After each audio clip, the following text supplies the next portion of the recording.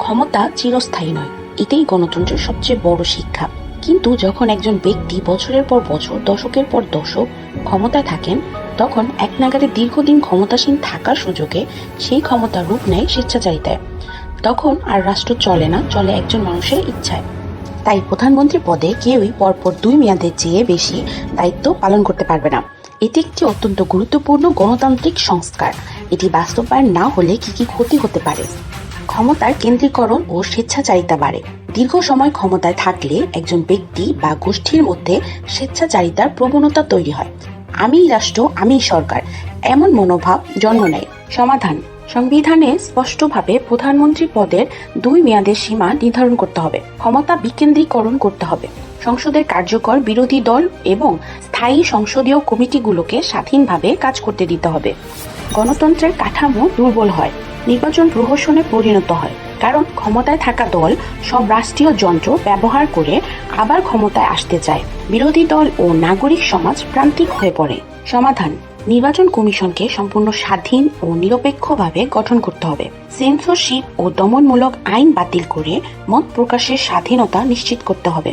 বিরোধী দলের জন্য সমান সুযোগ ও গণমাধ্যমে ন্যায্য প্রচারের সুযোগ নিশ্চিত করতে হবে।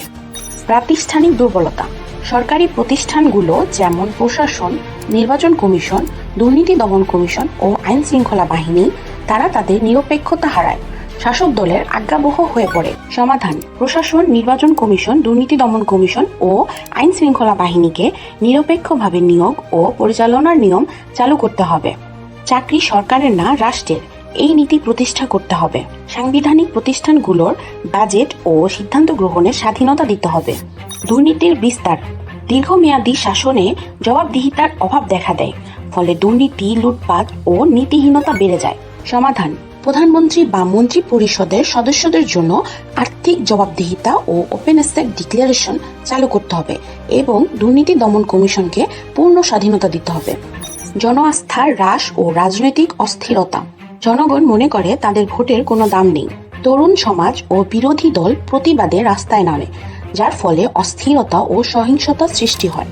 সমাধান: তরুণ সমাজকে নেতৃত্বে আসার সুযোগ করে দিতে হবে। রাজনীতিকে প্রজন্ম বান্ধব করতে হবে। জনগণের ভোটের মূল্য ফিরিয়ে দিতে হবে। সুষ্ঠু নির্বাচনই এর একমাত্র উপায়।